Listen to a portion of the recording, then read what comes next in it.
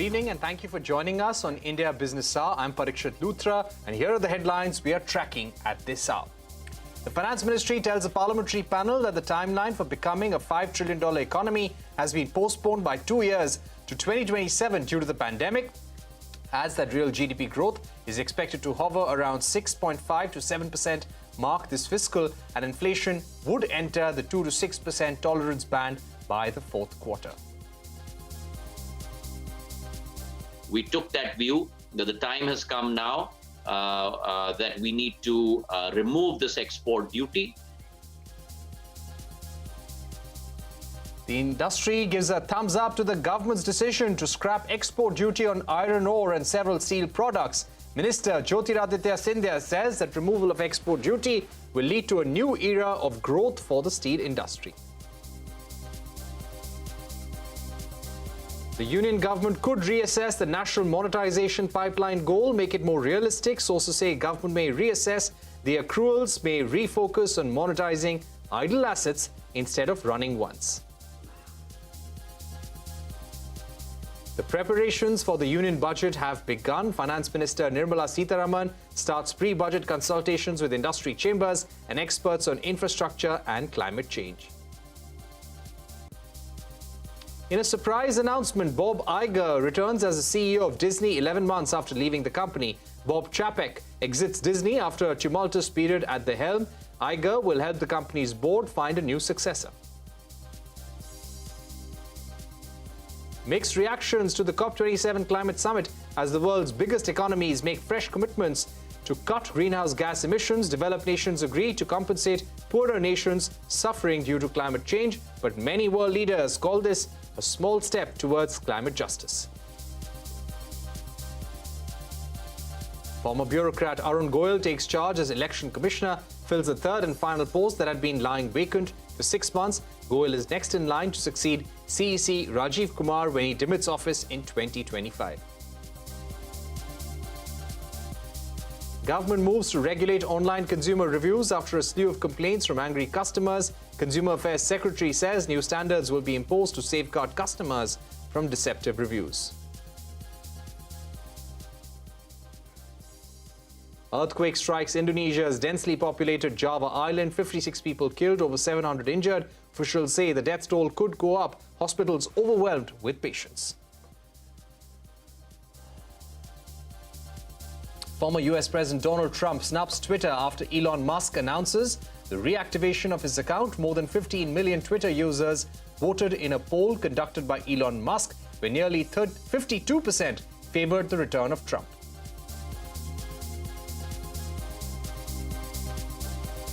Straight to the day's market action. Dalal Street saw red for the third straight session amid growth concerns.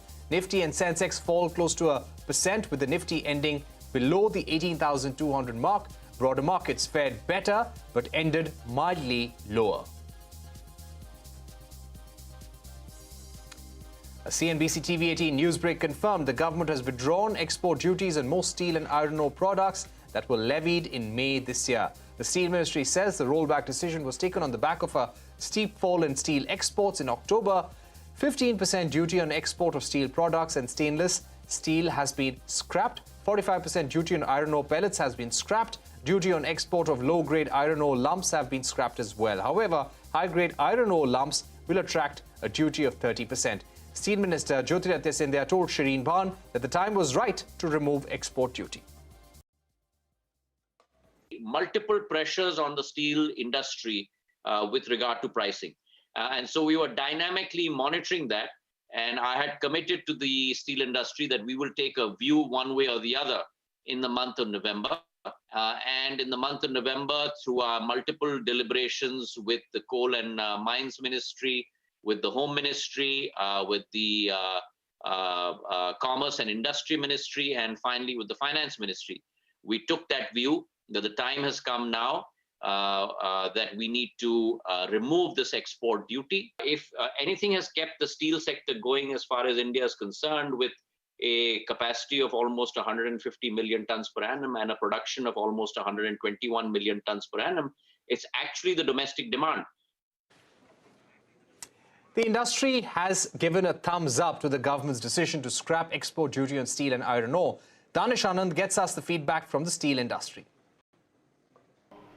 As the economy is bouncing back from the pain imposed by COVID, the government last week gave a major relief to the steel sector by removing export duty on certain items. Well, this had been a long-standing demand of the industry, and the government feels that this will lead to a new era for India's steel sector. Well, this is what the major industrialists from the steel sector had to say. I think it's one of those industries which is really, as Mr. Sajan Jindal said, an industry which can make in India for the world. It can be a great example of Atmanirbharta as well as a great example of a globally competitive industry which creates jobs and economic opportunities in some of the poorest parts of the country. We expect this demand and requirement to continue, but is there any concerns for the future? Yes, it's absolute yes. We have to be vigilant about the changing expectations from the steel industry as the country marches forward in the infrastructural growth. Winter time generally for European countries, US countries, export market, if I can say, is generally at a slowdown pace because they're looking at destocking mode. But we feel after January onwards again, the export market should pick up. I would say over the last 6 months, demand in steel in India has held up actually the steel industry while exports was not there. The international demand has been impacted. One, because of the pandemic, followed by the war, and the high energy cost as a consequence of the pandemic and the war is resulting into some de-acceleration in the demand in many parts of the world. But we expect that to be sorted out probably as we go along into the next year. While the industry is happy with the latest government announcement, but still there are many challenges in the future as currently the international demand is low and it is majorly the domestic demand which is keeping the steel industry running. The industry expects certain announcements from the government in the upcoming union budget, and the industry feels that there should be some announcement on anti-dumping of stainless steel, there should be some announcement on demand generation, and they are seeking a clarity on green steel, decarbonization, and how the government will help the industry in energy transition. With video journalist Rajinder Singh Raina, this is Danish Anand for CNBC-TV18. And we'll keep looking out for the steel industry's recommendations ahead of the budget. Now focusing on the roadmap for a $5 trillion economy. The IMF recently lowered its global growth forecast for next year to 2.7%. Based on key economic indicators, the IMF has said the outlook for G20 economies is a gloomy one.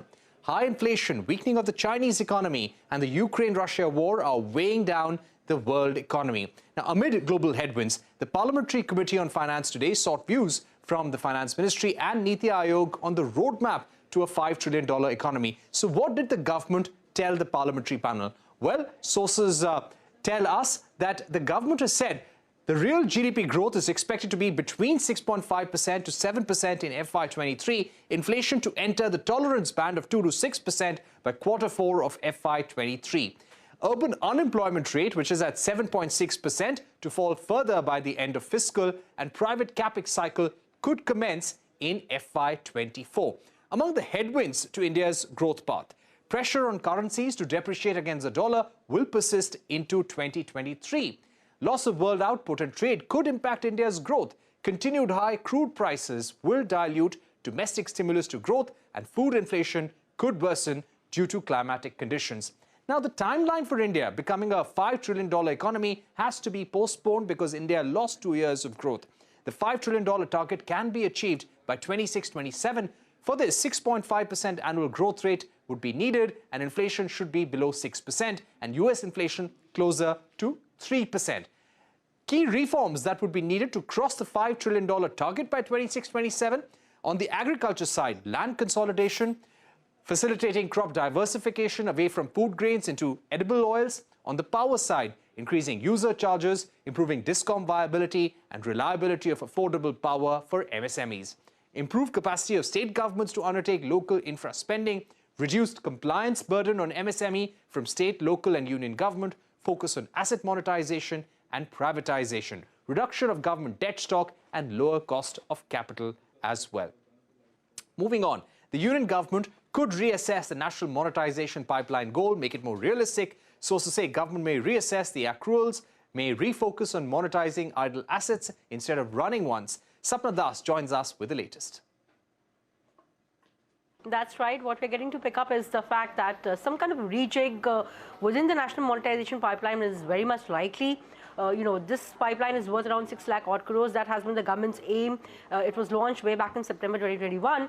But some of the excitement emanating from this pipeline and the monetization of assets, that seems to have kind of, withered away, so to speak. So we're given to understand that a rejig is on the cards. Trying to make the pipeline and its goals more more realistic.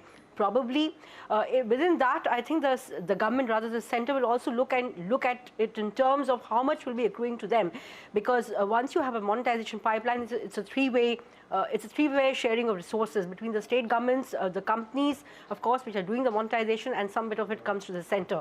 So all of that is going to be part of this realignment that we are talking about. Of course, in terms of the 6 lakh crore number, that looks a bit fancy and a bit difficult to meet. But at the moment, at least, the center will be sticking to that. Also, in terms of the laggards, well, railways were supposed to be the second largest contributor to the national monetization pipeline.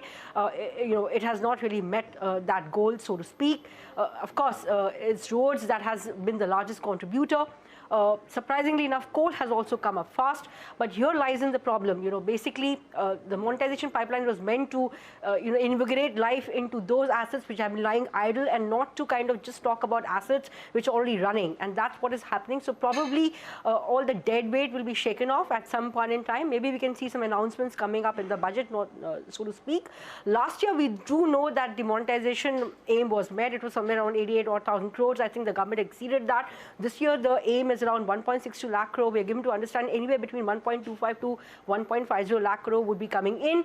But again, the question remains, how much of that will come to the center? So all of this is going to form part of the larger realignment that we are talking about, and some announcements likely in the budget. All right. Thanks very much, Sapna Das, for reporting on the national monetization pipeline and the thinking within the government right now. Finance Minister Nirmala Sitharaman has begun her pre-budget consultations. She chaired the first such meeting today virtually with industry leaders and experts from the infrastructure, climate change space. The Finance Minister will be meeting representatives from agriculture, financial, social, education and other sectors over the next week. The Confederation of Indian Industry has put forth its suggestions ahead of the upcoming budget. They have requested the government to withdraw the levy on windfall gains on domestic oil production.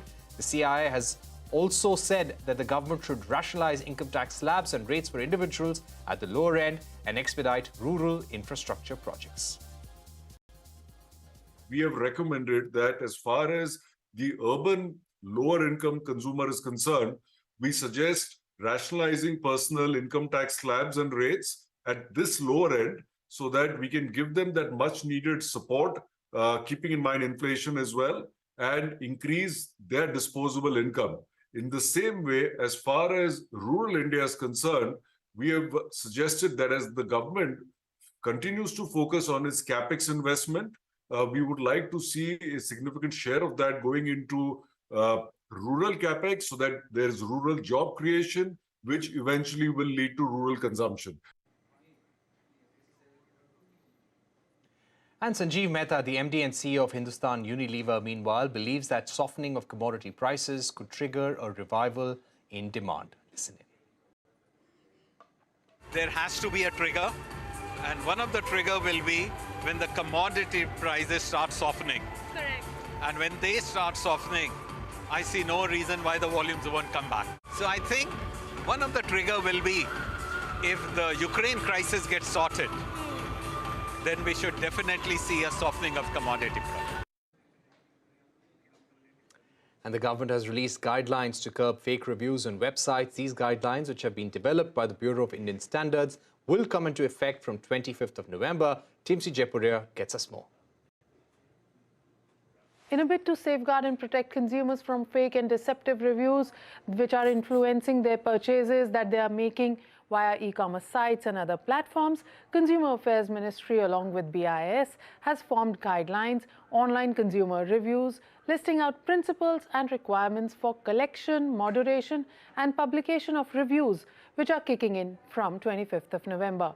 After noting a slew of complaints and understanding that consumers get fleeced by fake and paid reviews, especially in sectors such as travel and tourism, restaurants, hotels and eateries, and consumer durables, India will be the first global major who has taken the leap to have such standards even before Europe and America, which are still drafting such norms.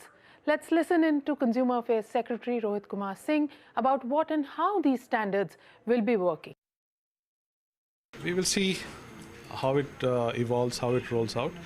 If the self-regulation works and if the industry complies on their own, then there's no need of making it mandatory. But if we see a lot of non-compliance, a lot of complaints, then we'll have to go to the appropriate authority to explore whether it could be made mandatory. Quick look now at some other headlines. Former bureaucrat Arun Goyal takes charge as election commissioner. With this appointment, the post left vacant by Sushil Chandra in May has been filled. He will be working alongside CEC Rajiv Kumar and Anup Chandra Pandey in the three-member commission. Goyal is next in line to succeed CEC Rajiv Kumar when he demits office in 2025. It is the end of an era at age-old soft drink maker Rasna. The founder, Ariz Firod Shah Khambata, popularly known as the Rasna Man, has died at the age of 85. He died after suffering a cardiac arrest on Saturday. The iconic homegrown beverage that converts a 5 rupee packet into 32 glasses is sold across 60 countries. During his career, Khambata won a plethora of awards, including President of India's Home Guard, and also was honored with the National Citizens Award for outstanding contribution in the field of commerce.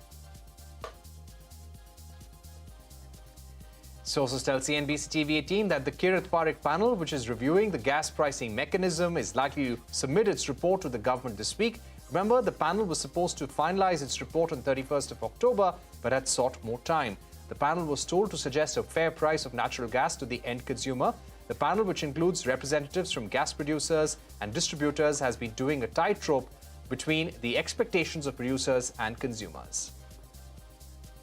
The Supreme Court bench, led by CJI Chandrachud, termed the Morbi bridge collapse as an enormous tragedy. The bench ordered the Gujarat High Court to periodically monitor the probe and hear pleas that are seeking independent CBI probe and dignified compensation for the victims.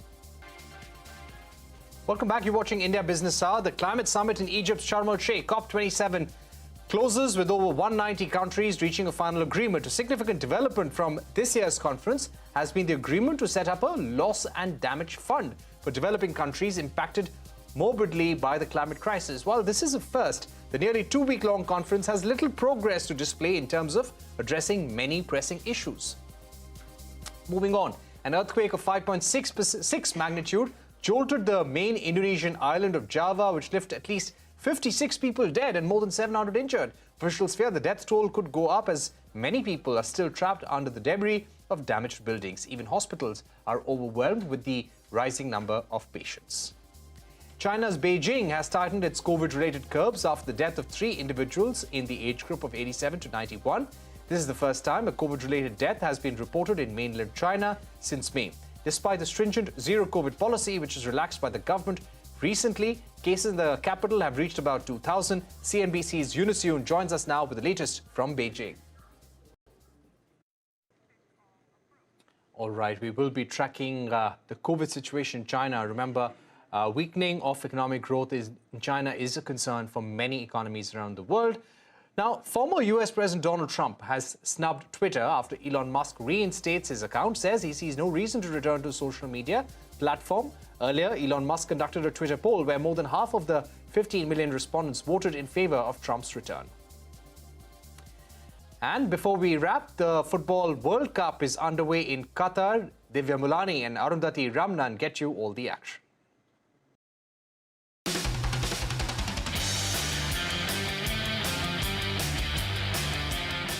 Qatar's World Cup dream turned into an absolute nightmare soon after kickoff. Their team looked frazzled and overawed by the occasion, but they still have 2 more matches to prove their mettle. Now, the World Cup, like I said, was finally underway, and there were a few more controversies to add to the long list of controversies we've seen since 2010, when Qatar was awarded the World Cup.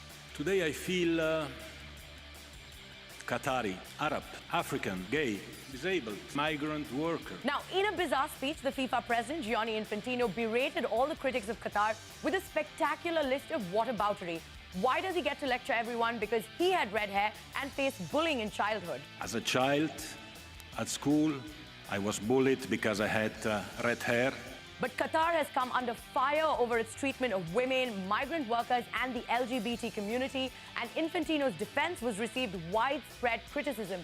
In a statement, the Amnesty International said demands for equality, dignity, and compensation cannot be treated as some sort of culture war. They are universal human rights that FIFA has committed to respect in its own statutes. Now, apart from Infantino, another man was in the news for the wrong reasons. It was legendary actor Morgan Freeman. The man who played Nelson Mandela on screen appeared in the opening ceremony, speaking about how football unites the world, much to the dismay of his fans. But after all the controversies, the whistle blew at 9:30 p.m. India time. Qatar up against Ecuador, and there was controversy within the first 200 seconds. Ecuador scored, but the goal was disallowed. Social media blew up in anger, but it was actually not a goal, and the decision ended up being the right one. Now, in the stands, an Ecuador fan was still in shock and started to take pot shots at the local Qataris around him.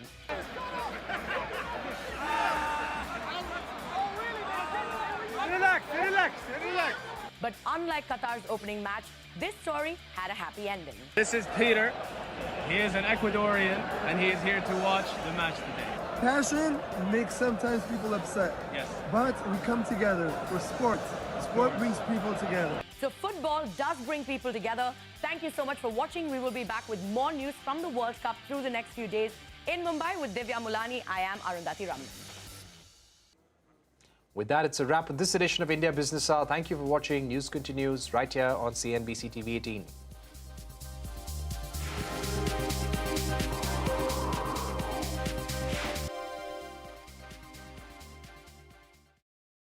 Co-powered by